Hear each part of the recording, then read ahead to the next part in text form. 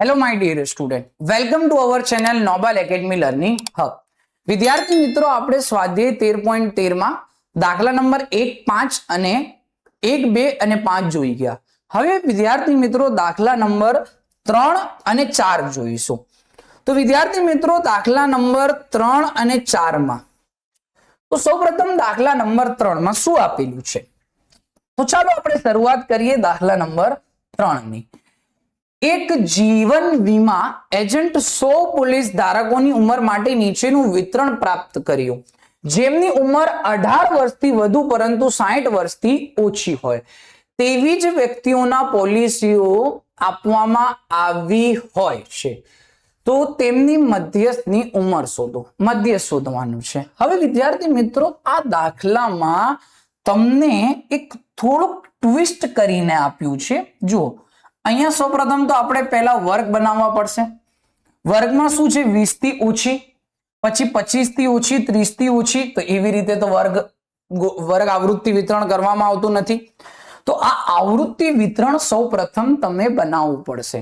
જુઓ, અહીંયા વર્ગ છે અને અહીંયા જુઓ 2, 6, 24, 45, 78, 92, 98 અને 100. હવે વિદ્યાર્થી મિત્રો, આ જે છે ને એ CFI આપેલું છે. તો તમે એક સવાલ હશે કે વિદ્યાર્થી મિત્રો કે તમને કેવી રીતે ખબર પડશે કે આ CFI છે? જુઓ, જે FI હોય ને એટલે કે આવૃત્તિ હોય ને, એમાં વધારો અને ઘટાડો થાય, સતત ન વધે. અને વિદ્યાર્થી મિત્રો, જે CFI હોય એટલે કે સંચય આવૃત્તિ હોય, એમાં સતત વધારો થાય.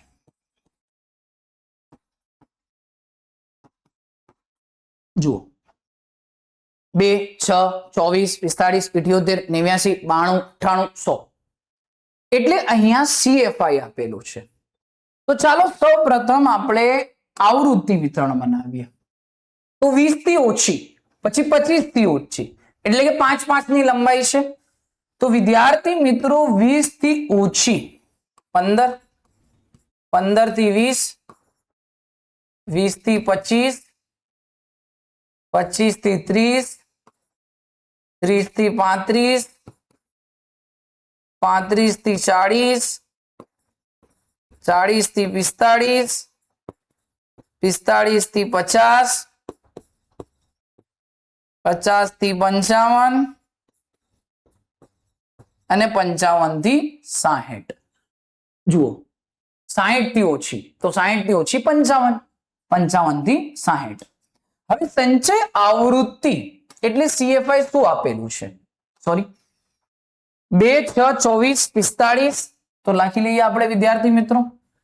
2, 6, 24, 45, 78, 89, 92, 98 ને 100. એક વાર ચેક કરી લઈએ. 2, 6, 24, 45, 2, 6, 24, 45, 78, 89, 92, 98 ને 100. ચાલો, આ CF આપેલું છે. હવે વિદ્યાર્થી મિત્રો, આપણે બધા જ દાખલામાં આવૃત્તિ પરથી સંચય આવૃત્તિ શોધતા હતા. આમાં કંઈક નવું શીખવું મળશે તમને કે સંચય આવૃત્તિ પરથી આવૃત્તિ શોધવામાં. વિદ્યાર્થી મિત્રો, એક વાત યાદ રાખો કે જ્યારે તમે FI પરથી CFI શોધતા તો તમે શું કરતા? સરવાળો. તો હવે CFI પરથી FI શોધવા માટે શું કરવી પડશે? બાદબાકી કરવી પડશે. કેવી રીતે? પહેલા તો આપણે જે પ્રથમ જે આવૃત્તિ હતી એ પ્રથમ સંચય આવૃત્તિ હતી. એવી જ રીતે જો પહેલો CF હોય એ જ પહેલો આપણો F હોય. પછી શું કરવાનું? નીચેની આવૃત્તિમાંથી ઉપરની આવૃત્તિ બાદ કરવાની. તો 6 માંથી 2 બાદ કરતા 4. પછી નીચેમાંથી ઉપરની આવૃત્તિ બાદ કરવાની. 24 માંથી 6 બાદ કરતા 18. પછી નીચેમાંથી ઉપરની આવૃત્તિ બાદ કરવાની 45 માંથી 24 બાદ કરતા 21 પછી 78 માંથી 45 બાદ કરવાનો 78 માંથી 45 બાદ કરતા 33 પછી 89 માટે 78 બાદ કરવાનો 89 માઇનસ 78 11 પછી 92 માંથી 89 બાદ કરવાનો 3 પછી 98 માંથી 92 બાદ કરવાનો 6 પછી 100 માંથી 98 બાદ કરવાનો સોરી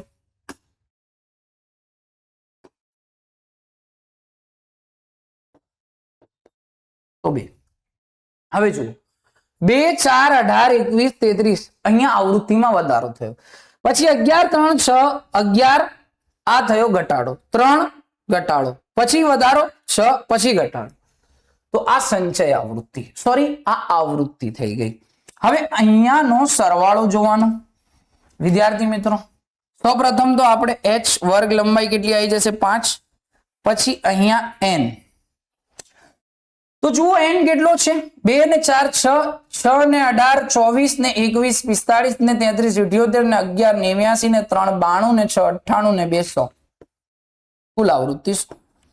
કુલ આવૃત્તિ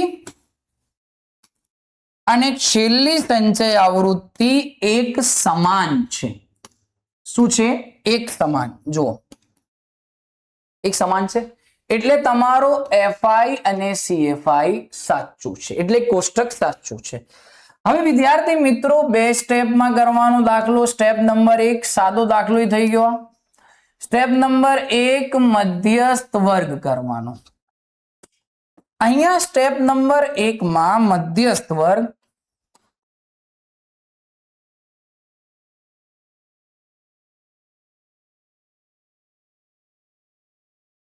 મધ્યસ્થ વર્ગ બરાબર n ભાગ્યા 2 મું અવલોકન ચાલો તો n કેટલું છે આપણું 100 ભાગ્યા 2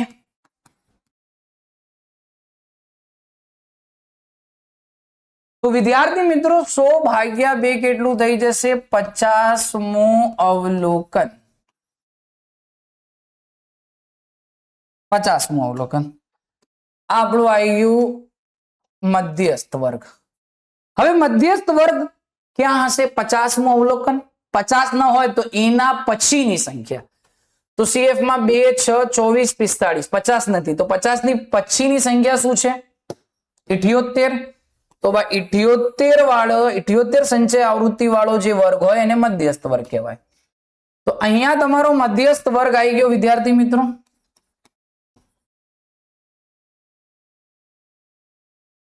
મધ્યસ્થ વર્ગ 35 થી 40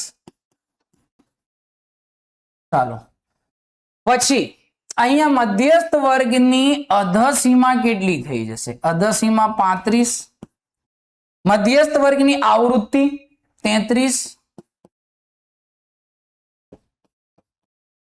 મધ્યસ્થ વર્ગના આગળની સંચય આવૃત્તિ 45 n ભાગ્યા 2 50 અને વર્ગ લંબાઈ 5 ચાલો હવે સ્ટેપ નંબર 2 કરવાનો મધ્યસ્થનું સૂત્ર m બરાબર l પ્લસ n ભાગ્યા 2 માઇનસ cf ભાગ્યા f ગુણ્યા h ચાલો l કેટલો છે 35 પછી n ભાગ્યા 2 50 cf કેટલો છે 45 f 33 ભાગ્યા h કેટલો છે 5 50 માંથી 45 બાદ કરતા 5 વધે ઓહો હવે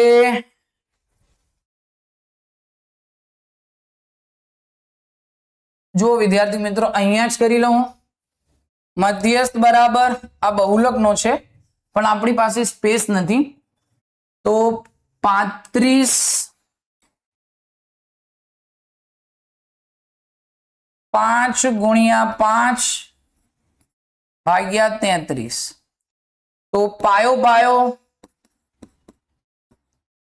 25 ભાગ્યા 33 હવે વિદ્યાર્થી મિત્રો 25 ભાગ્યા 33 કરવાનું છે તો જુઓ 25 ભાગ્યા 33 કેવી રીતે કરવાનું અહીંયા 25 અહીંયા 33 ભાગ ચાલશે નહીં 0 પોઈન્ટ રાખીને 0 3 સંગ 18 3 સિત્તા 21 33 સિત્તા 7 તરી 21 વધી પડી 2 7 તરી 21 ને 231 19 આવી ગયો 33 50 5 તરી 15 વધી પડી 1 5 તરી 15 ને 1 16 165 165 પ્લસ આપણે 33 કરીએ ચાલો તો હવે વિદ્યાર્થી મિત્રો શું આવી ગયો 33 50 165 8 10 માંથી 5 બાદ કરતા 5 વધે 2 0 ફરીથી 33 સિત્તા તો 0.75 7 5 7 છે ત્રીજી સંખ્યા 5 થી વધારે છે તો 75 શું થઈ જશે 76 35 પ્લસ 0.76 35.76 મધ્યસ્થ બરાબર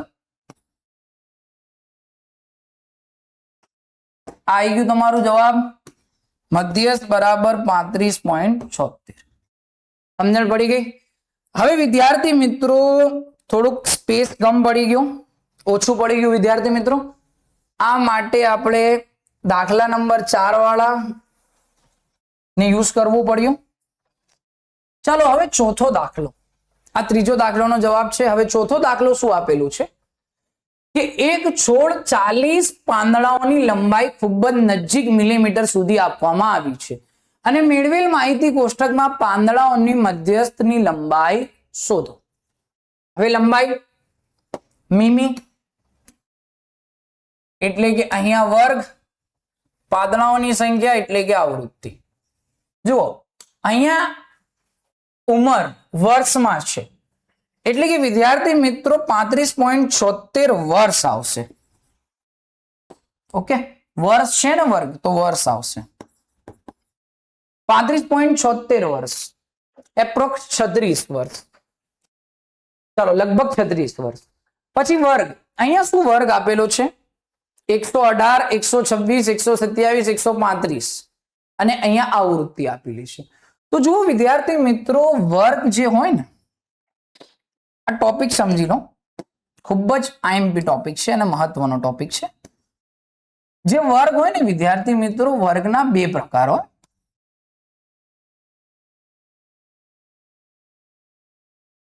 એક હોય સતત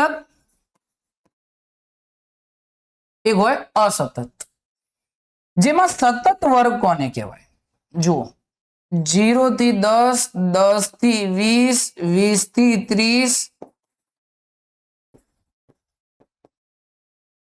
30 થી 40 40 થી 50 આ સતત છે પછી અસતત 0 થી 10 11 થી 20 21 થી 30 31 થી 40 41 થી 50 આ અસતત છે તો વિદ્યાર્થી મિત્રો અસતત વર્ગ હોય ને જ્યારે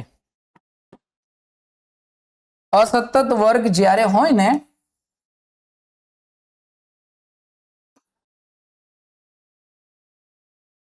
તો જ્યારે પણ અસતત વર્ગ હોય તો તેને રૂપાંતર કરવું પડે સતત વર્ગમાં અને આ કરવા માટે શું કરવાનું જુઓ અધ સીમામાં -0.5 કરવાનો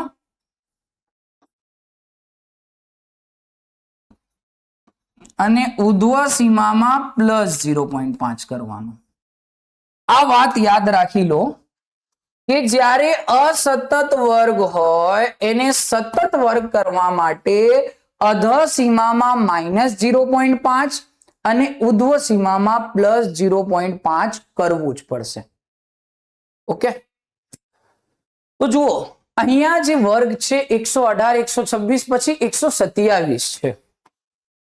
126 નથી, 127 છે. પછી 135 નથી, 136 છે. 144 નથી, 145 છે. 153 નથી, 154 છે.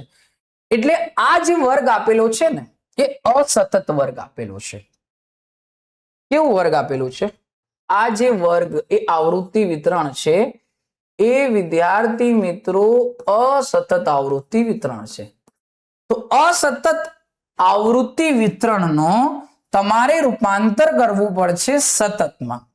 એટલે પરિવર્તન કરવા માટે, રૂપાંતર કરવા માટે અધઃ સીમામાં -0.5 અને ઉધ્વ સીમામાં +0.5 કરવું પડશે.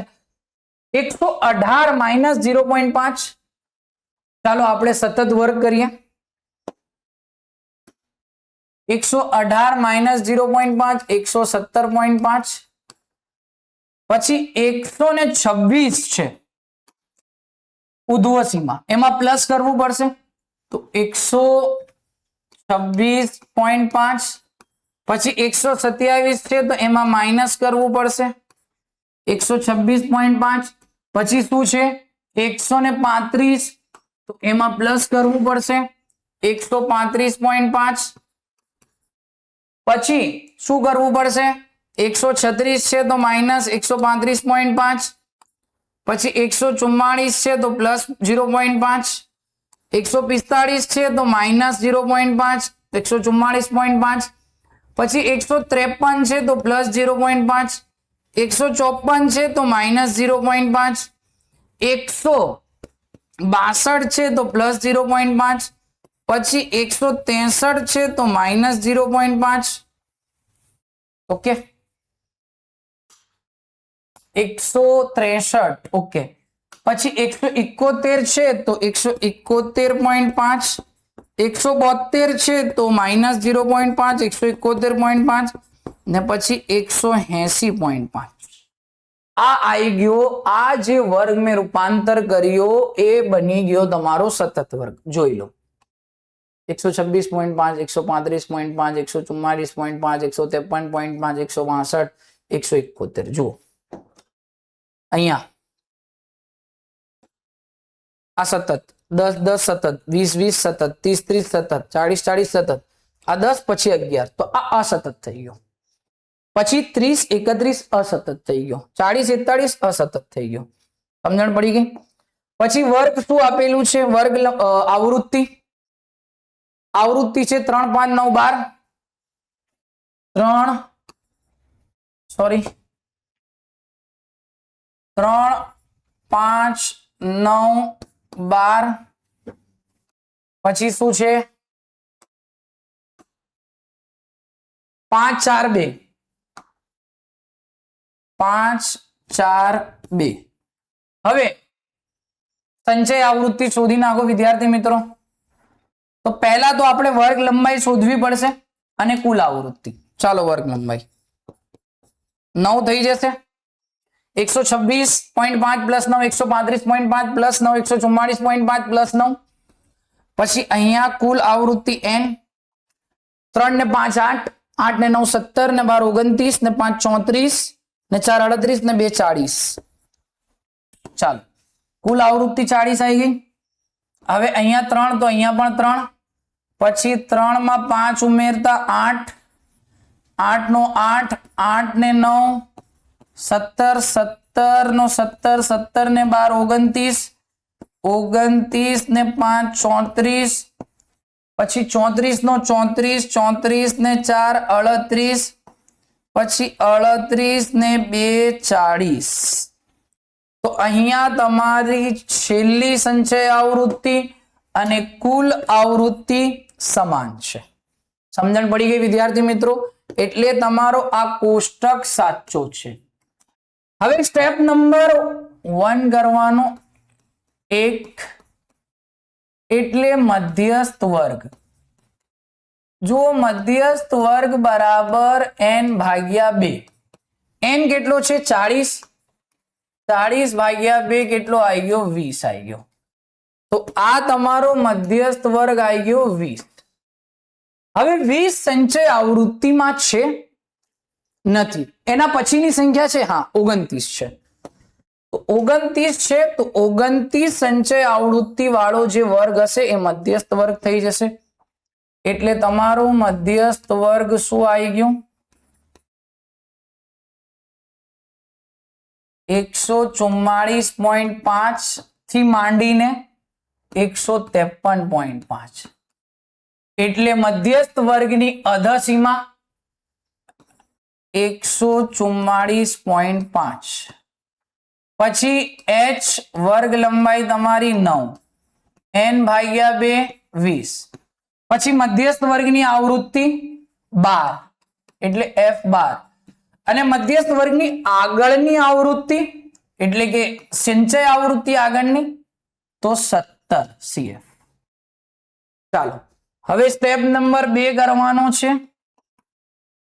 મધ્યસ્થનું સૂત્ર m બરાબર l પ્લસ કૌંસમાં n ભાગ્યા 2 માઇનસ cf ભાગ્યા f કૌંસ પૂરો ગુણ્યા h. ચાલો તો l 144.5, n ભાગ્યા 2 20, cf 17, f 12 અને h 9 આવી ગયો. 144.5 પ્લસ 20 માંથી 17 બાદ કરતા 3 વધે, 3 ગુણ્યા 9 ભાગ્યા 12. 144.5 3 9 27, 27 ભાગ્યા 12. તો ચાલો ભાગાકાર કરીશું. 27 ભાગ્યા 12, 12 દુ 24, 3 પોઈન્ટ રાખીને 0, 12 દુ 24, 6 12 પંચા 60, 0 0 2.25. તો વિદ્યાર્થી મિત્રો 100